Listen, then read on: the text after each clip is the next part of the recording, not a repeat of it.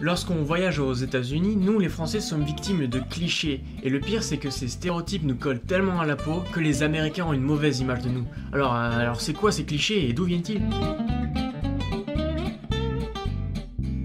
Les Français ne se lavent pas et sentent mauvais.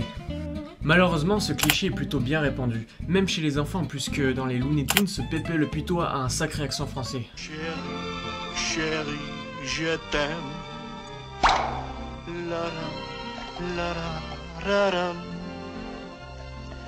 I want to tell you I love you so. I can't pretend that I don't, you know.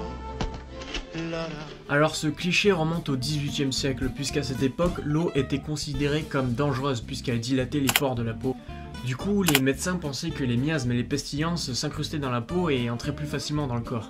Donc pour rester en bonne santé, on ne prenait jamais de douche et on peut le dire, on puait la mort.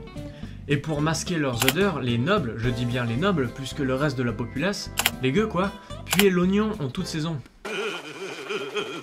Donc je disais, pour masquer leurs odeurs, les nobles s'aspergeaient régulièrement de parfums. Oh ciel!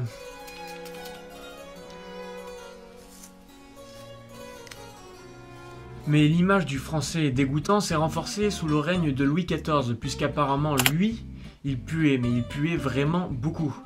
Et il en était conscient, puisque lorsqu'il recevait une personne, il ouvrait systématiquement la fenêtre, et même en plein hiver, pour ne pas la gêner avec son odeur épicée.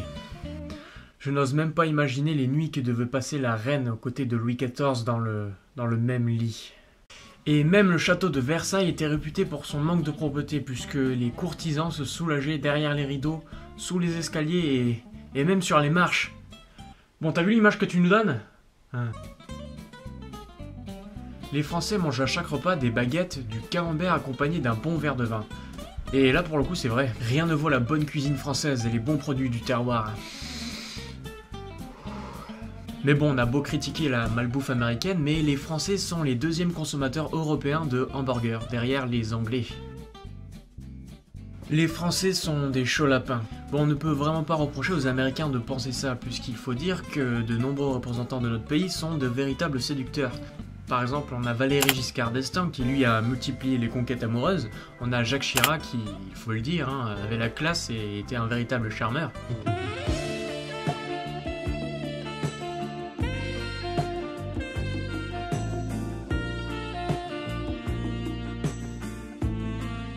Puis on a eu une première dame de France top modèle.